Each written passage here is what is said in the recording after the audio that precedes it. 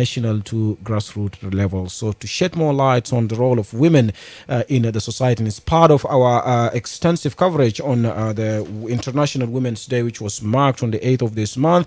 I'm joined live in the studio by Aya Irene. She's the principal of Media Development Institute, MDI, Association for Media Development in South Sudan, or AMDIS. It's good to have you with us in the studio. Good morning, Aya. Thank you, Akile. Now we are going to talk about something unique, a feature story produced by your students. First of all, what do you make of this International Women's Day? As we are still celebrating the day. This month is for all of you guys, for women, and after that, maybe you can tell us something brief about this feature story we're going to listen to, produced by your students. Go ahead. Yeah, first of all, I'm happy for this month because I am one of the recipients for the award by the Ministry of Gender on behalf of the Female Journalists Network. All right, congratulations. So we receive an award for exceptional contribution towards empowering and inspiring girls and women in South Sudan. So I am so excited for the month. The International Women's Day is a day set aside to celebrate the social, economical, and political contribution of women. And in South Sudan, women have done a lot toward all these aspects, social, whereby they are the caretaker at home, they are mentors, they are mentor of their children, mentor of their husband, mentor of a society. And also economically have seen women really doing great. Maybe it's not in terms of collecting money or working for money, but in terms of supporting their family, you see women doing small businesses everywhere, working, hawking, also doing work in offices to economically get something, earn a living out of it, and earn also a decent life for them and their family. Politically, we have seen also contribution of women, especially in peace building, where women, peace ambassadors, women have activities, including at the grassroots, to encourage their young people to bring peace in this country. So the contribution of women can never be underrated. So we are happy for the month. We have also seen a number of activities done by women to showcase their contribution and to showcase their love for this nation. And on that, let me bring something to your attention. What happened yesterday, and we've seen on social media. You shared some pictures, beautiful ones there. Female journalist network. I also saw the Minister of Defense was also there. So what was the event all about? If you can share with the event was all about the launch of media gender policy. The media gender policy is a policy that is developed by the Female Journalists Network in consultation with journalists and other media stakeholders. The policy basically give a guidelines to journalists and media houses on how to report on women issues and how also to ensure that the safety of journalists, especially female journalists, and also it talks about the What about us men? So you guys don't want us to be safe also? Yes, I said safety of journalists, especially female journalists. Right. It also talks about working condition of journalists and especially female journalists. Having enabling environment. Yeah, it's a big policy, and we have been engaging different stakeholders. So yesterday we engaged women leaders. So we had 3 ministers, female ministers, attending the event yesterday. It was officiated by the Minister of Gender, Honorable Aya Benjamin Waye. They are back from the U.S.? Yeah, she was back. Okay. They came over the weekend. So the Minister of Parliamentary Affairs was also there, and the Minister of Defense closed the event. And we had a number of women parliamentarians also attending. So apparently women leaders have been complaining about them not being covered by the media. So we also decided to engage them. On TV, you can see, even on our TV, you can see Defense Minister is here. I can see, at least the narrative now is improving. Right. So we talked to them about their role also to speak out, because the media can only cover you when you speak out. Right. When you're quiet, nobody can, cover you. So we told them that there is need for them to always come out and be proactive to speak to the media. Yeah. Now, Aya, let's talk about what we are going to listen to. Can you briefly give us an introduction on this feature story? What is it all about?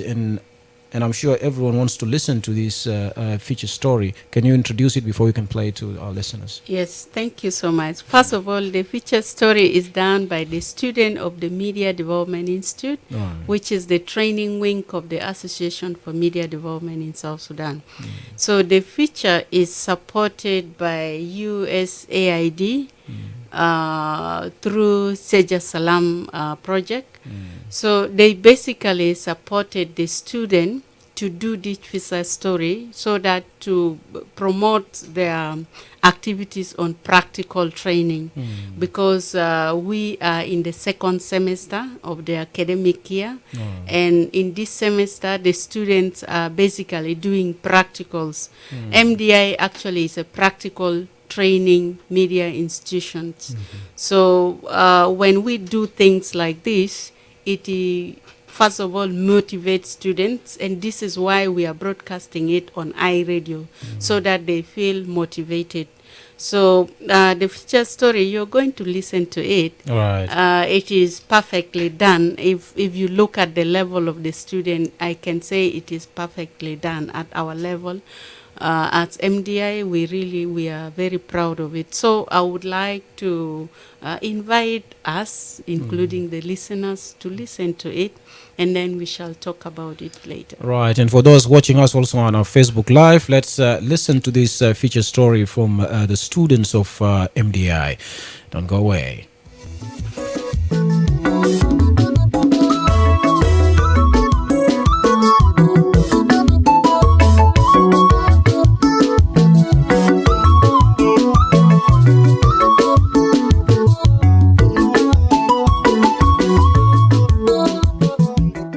On 8th March, South Sudan joined the rest of the world in the commemoration of the International Women's Day.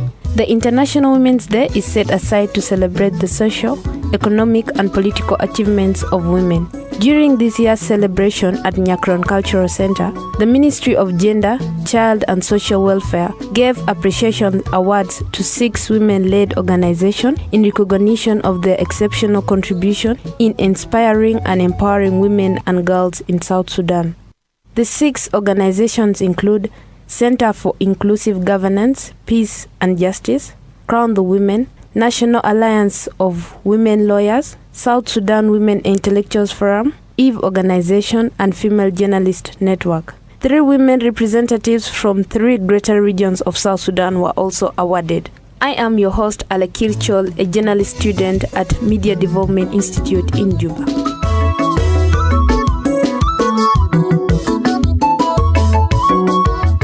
Out of the 6 award recipients, Media Development Institute journalist student managed to interview 4 women leaders. They include the Executive Director of the Center for Inclusive Governance, Peace and Justice, the Executive Director for the South Sudan Women Intellectuals Forum, board member of the National Alliance of Women Lawyers, and the chairperson of Female Journalist Network. Duku Wilson, one of the journalist students at Media Development Institute, spoke to the Executive Director of Center for Inclusive Governance, Peace and Justice, Jacqueline Nasiwa, to find out more about her organization and what makes it stand out to win the award. I felt so humbled because I was like, this is the first award we are getting from the government, by the way. It shows that they recognize the work that we do as a women's organization and as a civil society in promoting the cause together with the Ministry of Gender, which is empowering women in all these processes. I also felt challenged because I was like, I've not done much, That means we have to do more as a civil society and as an organization locally to promote our own institutions. And then how do we sustain the momentum? You get an award and then next time you are phased out. You are not here, even you are not talking about the same issues. So how do we make sure that the programming is sustained so that whatever we achieve now, we can achieve it more? And I think it's a challenge for us now to work so hard to ensure that the award brings more positive change, and the award is to empower more women, so that it's not just something we put on our wall, we receive this, but from the wall, how many people are, reflective in that award that you touched? So I think it's also a challenge that we need to touch more women, and we need to make sure that our network spreads out so that more women are empowered to be doing exactly what we do at the grassroots level, bring the positive change. Our project areas are four. One of our project areas is in regards to promotion of good governance. And this is where we enlighten people to understand what is in the Constitution, what are in the laws, including security laws and the rest, and the role that citizens can play. Civic education is very important. Let citizens know their rights and duties. And then how can they hold their government accountable for what is a constitutional right for them. We also work in promoting women leadership, and that's where inclusivity becomes very important for us. In this promotion of women leadership, we have mainstream gender in all of our programming, and that's where we do training for women leadership in peace and political processes. We make sure we train women parliamentarians, we train women in the civil society on advocacy, networking. We also mainstream gender in terms of young girls. We all know that when we talk about youth, it's normally the boys who come and the girls are left out. And we do advocacy so that girls, even if they drop out of school, they have babies and they are still young, they don't need to consider themselves like women now. They are still young and they can be in the category of the youth. So we have mentorship program for young girls. We started with what we call a Young Women Leadership for Human Rights Defender.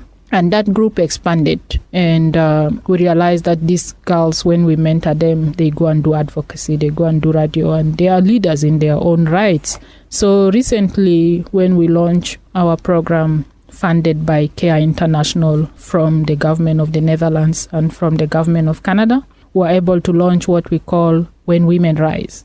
This When Women Rise campaign is meant to first build capacity of women, so that they can become effective leaders and influencers. We advocated for the 35%, yes, but we also want that this 35% become transformative, so that women who are in this 35% are able to transform society and to influence change in policies and decision making. We feel women have to rise, and that means we have to break the silence. That is my work-related background. Wilson also made the executive director of the South Sudan Women Intellectuals Forum, Aisha Anihire. The Women's Intellectual Forum is a network of South Sudanese drawn from all ages, public life and sectors including health, education, legal, justice, agriculture, security, business, governance, civil society, non-governmental organizations, UN, faith-based groups, among others. Journalist student Duku Wilson asked Aisha Anihire how she feels about the award. The South Sudanese Women Intellectuals Forum is a network of South Sudanese women drawn from all ages, public life and sectors including health, education, legal, justice, agriculture, security, business, governance, civil society, non-governmental organizations, UN, faith-based groups, among others. The South Sudanese Women Intellectuals Forum was established since April 2020 and comprises of women in South Sudan and in the diaspora with the goal of galvanizing women towards sustainable development. The South Sudanese Women Intellectuals Forum has more than 5,000 members and about 15,000 online subscribers and has reached more than 100,000 South Sudanese women globally. Since its inception, the SSW has conducted weekly debates and special sessions totaling to over 100 on issues of peace, governance, culture, education, sexual and gender-based violence, development, and many more, by featuring South Sudanese women experts and the South Sudanese government officials, senior officials from different ministries. The objectives of the South Sudanese Women Intellectuals Forum is to promote social cohesion and promote understanding, unite all South Sudanese women globally to creatively engage in the various endeavors such as nation building, development, women empowerment, share technical expertise, and build a database for all the women in South Sudan where they will be able to share knowledge, promote culture, and seek opportunity, especially in developing South Sudan. The mission of the South Sudanese Women Intellectuals Forum is to strive to provide opportunities for women to connect with each other and support one another. The facilitate meaningful approaches to network, embrace new ways of enriching our connections and raising awareness of our members. We embrace South Sudanese women of all ages, cultures, industries, and professions. We are mentors sharing experiences, challenges, and wisdom, collaborating within the network and ultimately the greater South Sudanese community. The vision of the South Sudanese Women Intellectuals Forum is to shape the future of the South Sudanese women by providing opportunities for development, fostering valuable connections, and facilitating members' success through dialogue and career growth. The South Sudanese Women Intellectuals Forum values are to recognize and promote one another, pursue growth and learning, link members with agencies hiring through database of experts, and support, educate, and create awareness. The impact of the South Sudanese Women Intellectuals Forum is on a way that it has earned reputation of gathering through online a platform of diverse, nonpartisan, creative scholars and experts from various fields to discuss and address some of the most complex problems facing South Sudan and seeing how to bring a solution to the same. The forum has done a lot of achievement within the shortest time by mobilizing South Sudanese community all over the world to support different initiatives like supporting the children at the hospital Christmas drive, which was done in 2020 and then 2021, and also organizing for very big South Sudanese Women Awards for Peace, and now also being able to bring leaders together to discuss issues and see how everybody can work together towards the development of the country. We would also, in terms of award, of course, it is such a big news for us.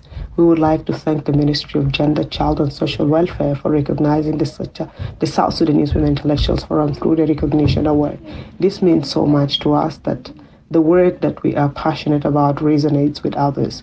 We are overwhelmed with the gratitude to have been selected to receive the awards of recognition from the Ministry of Gender, Child and Social Welfare. We, the women from South Sudan, are so honored to have our work recognized in this way. This accomplishment are not something that we did alone, and there are many others who deserve to share these awards. I would like to thank the South Sudanese Women Intellectuals Forum and the women of South Sudan for all the support that they have given the forum along the way. We would also like to thank the Ministry of Gender, Child and Social Welfare for recognizing the work of the women of South Sudan. We will continue our efforts to bring positive change, not only to the women of South Sudan, but also to the women globally. We will continue to join our hands with other sisters from South Sudan and from the diaspora as we strive to make a better world for every girl and boy. We are very humble and appreciative. Together we can create a positive change in the world. The chairperson of Female Journalist Network, Aya Irene, spoke to Wilson after receiving the award, and here is what she says. The Female Journalist Network is a network of female journalists formed in 2018 by the female journalists themselves. The network was formed as a result of the challenges that were seen by female journalists. There was a forum that brings together female journalists from across South Sudan together in Juba. So they discussed through the challenges facing female journalists in the field. So when they discovered there were so many challenges, including lack of training for female journalists, discrimination due to the domination of male in the media sector. There was also issue to do with sexual harassment and other forms of harassment of female journalists. So after getting to know all the challenges, the female journalists were asking themselves that now we have all these challenges, who is responsible to address the challenges facing female journalists? And then female journalists tried to look around, and there was a gap because there was no institution which is purely responsible for female journalists. Yes, there were institutions that are doing media-related work, that are advocating for safety of journalists in South Sudan. But then, there are some specific challenges that are facing female journalists that are better be addressed by women themselves. So that was the idea of forming Female Journalist Network. It came from there. So immediately, as a resolution of that meeting, one of the resolution was that a network of female journalists have to be formed. That was in 2018, around July. Immediately then, we formed a steering committee on that very day. And then the steering committee were tasked to follow up registration, develop constitution, and register the network as a recognized institution, doing advocacy for media, and especially female journalists, protection and empowerment in South Sudan. Of course, we took up that, and I became the chairperson of the network, and we started following the issue of registration. We drafted the constitutions, and then it was registered in 2018 in December. So immediately in 2019, we started implementing activities. And during that time, of course, there was no support. So the steering committee members started, getting money from their pocket. You dip your hand in your pocket, you remove whatever you can to support the network. The award that was given was to appreciate and to award Female Journalist Network for its exceptional contribution in inspiring and empowering women and girls in South Sudan. First of all, the name of the award alone, it relates a lot with our program. Because first of all, we have mentorship program for young female journalists, whereby we educate them, empower them, inspire them by the experiences of senior female journalists. And we have also brought in other prominent women from other sectors. So we feel that the mentorship of young female journalists is one of the programs that led us to win the award, because through that program we are inspiring a lot of young women, and we are educating them, developing their capacity to become strong in the profession. And then we also have profiling of women leaders. We have become the voice of the women in South Sudan. We have promoted a lot of women through the profiles, articles of women that we wrote. For sure, something related to the media, I think Female Journalist Network stand out, and no doubt we really won the award. Let's hear from Atong Majokur, the board member of the National Alliance of Women Lawyers, who talks about her organization achievements in empowering women in South Sudan. The main job that we are doing is representing clients, or let me say specifically women, on issues of gender-based violence and issues of some women are also in the market doing some businesses. You might go through a certain case and you are in the prison and you cannot defend yourself. So it's not necessarily about gender-based violence cases only. And we also do awareness.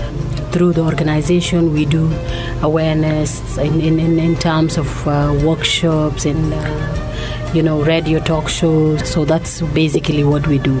We have our offices that we run our day activities from. Then we have the office that is dedicated for the National Alliance of Women Lawyers. But whenever a need arises, you can do that job in your own office as an advocate. Women empowerment, that is one. Two, awareness creation among the women on legal issues, legal cases. When you go through a certain situation, what do you do legally? What right do you have according to the law? So we do this because some of the women in the communities go through situations and they do not know that these things can be handled by law. That you can actually open a case if you are harassed. You can open a case, and then under the Penal Code of South Sudan, it is punishable. They do not know that if you are beaten, that is gender-based violence, and if you go to the court, you can also access that right. So this is the area we first of all thought of giving too much light into that, because if you do not know your right, you cannot take it. Then now the legal aid that we represent women in the courts. So if a certain woman is going through something and they want a representation in the court, of course you know it is very expensive to get a lawyer, a defense lawyer, to defend you. So we do that for them. So nice, when you do something and you are not expecting anyone to appreciate you for that, it gives you the morale. That's right. At some points maybe we were a bit reluctant. We were not doing a lot of things. The year of 2021, we've never done anything, and as well as the beginning of this year.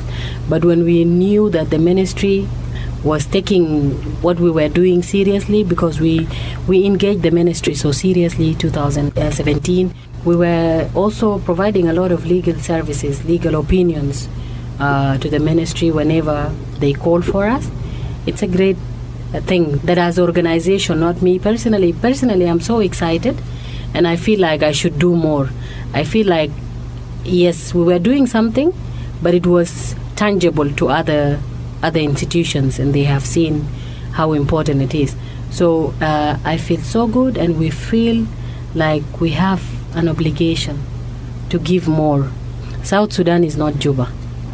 South Sudan is the 10 states of South Sudan. Now we have that idea of going out of Juba, and let that be felt everywhere, because our women really need a lot of things to be done to them.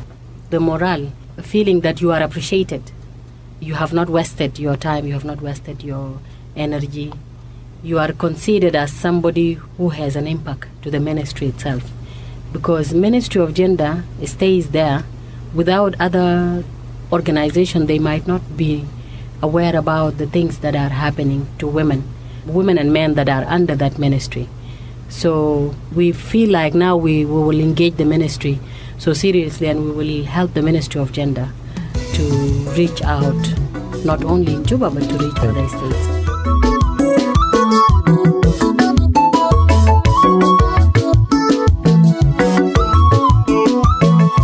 We have come to the end of the program. In the program, the award winners highlighted some of their achievements in women's empowerment, how they felt about International Women's Day, and the appreciation awards.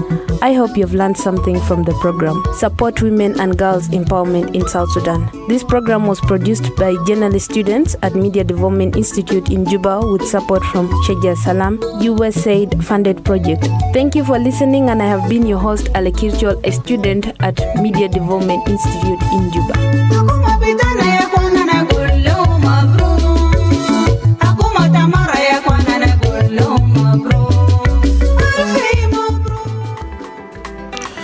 رايت وده هناك التقرير اللي أعدوا لنا طلبة وطالبات من أمديس، وده طبعا مركز بتاع MDI اللي بيدربوا فيه الصحفيين في العاصمة جوبا. ضيف بتاعنا لسه في الاستوديو آيا ايرين، وهي حتكلمنا البسيط في الموضوع ده. So Aya, after listening to these feature stories, what is your summary in general to the public? And probably maybe you can pick one or two calls because of the time factor. You can start now. Thank you so much. This is, of course, the work of the student of the Media Development Institute. Right. I see that, first of all, commenting on the work of the women that were awarded, I think they did, you may realize that we have so many women-led organizations But these 6 women organizations were picked because of their work. Their work relate to empowering young women and girls in various sectors. You can see that there was a sector from legal fraternity, we had media fraternity, we had rule of law, we had a network of intellectuals forum that brings together women from all sectors, including women from the grassroots. So I think these organizations deserve to be appreciated, and I think also the appreciation was a kind of a challenge to women to work more harder, not only to win award, but to serve the women, to also encourage women representation and participation. Right. And on that day, of course, also 3 women from the 3 greater regions were awarded. From the award, we saw that the 2 of the 3 were already late, and then one of the women came and received the award herself. So that also was an inspiration to women to work more harder. Yeah.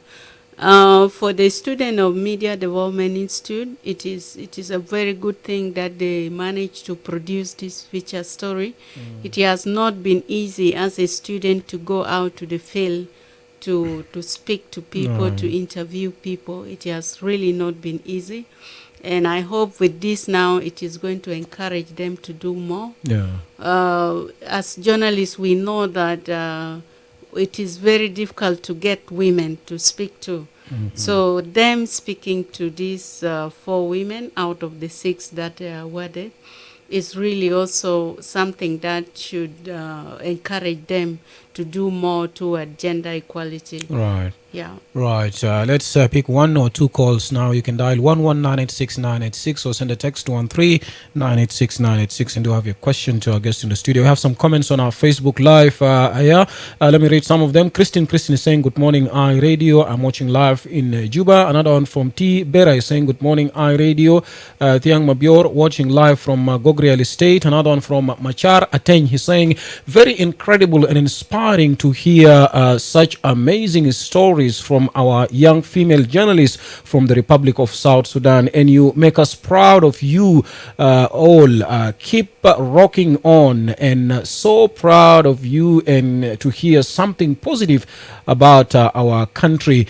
Another comment here from Garang Senior Malagi saying there is need to educate the stakeholders on this policy so that the institutions can abide by it. I heard of media practitioners welfare. This is very important because when the journalists are not well paid, they can easily be bribed and they end up violating their ethics. Dial 1198696. Would you like to comment on some of the concerns raised by our listeners or people who are watching live on Facebook now? Yes, I think the issue of the pay of journalists is still a concern even to journalists themselves and the people who are well-wishers of journalists. I think the pay, of course, in the media industry at large is not good, and we recognize that. But the media also is not collecting enough revenue from its work to be able to pay journalists well. So I think the industry is operating in also within the country which has economic crisis.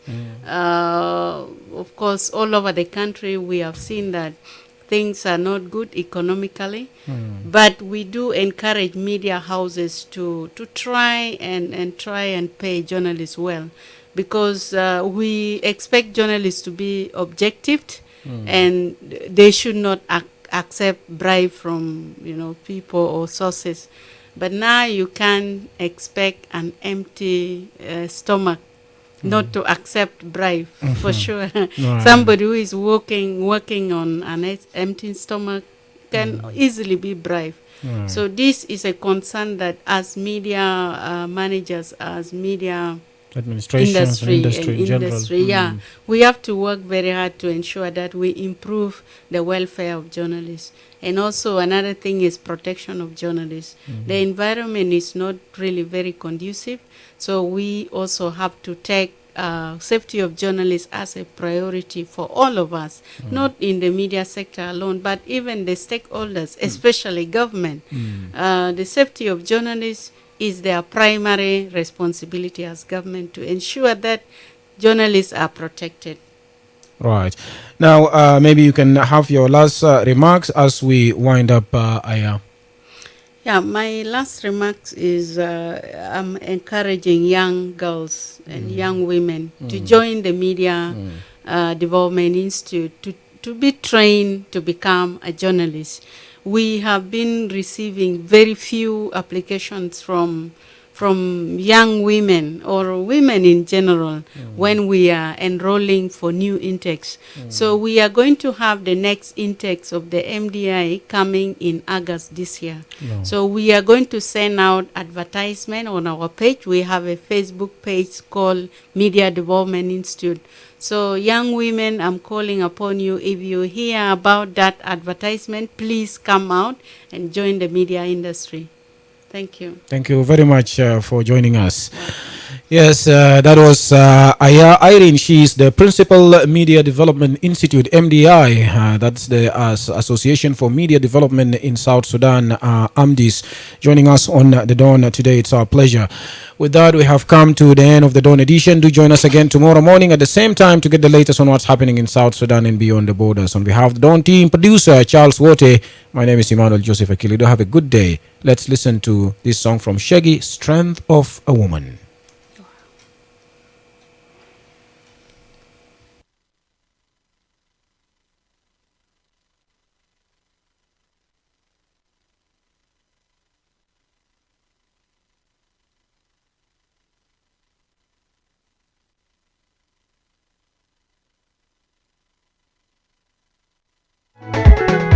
iRadio, for reliable and objective news from across South Sudan and beyond.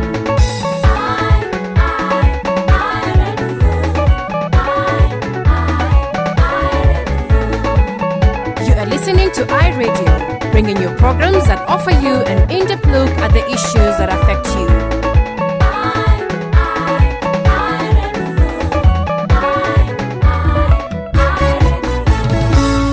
iRadio, your eye on South Sudan.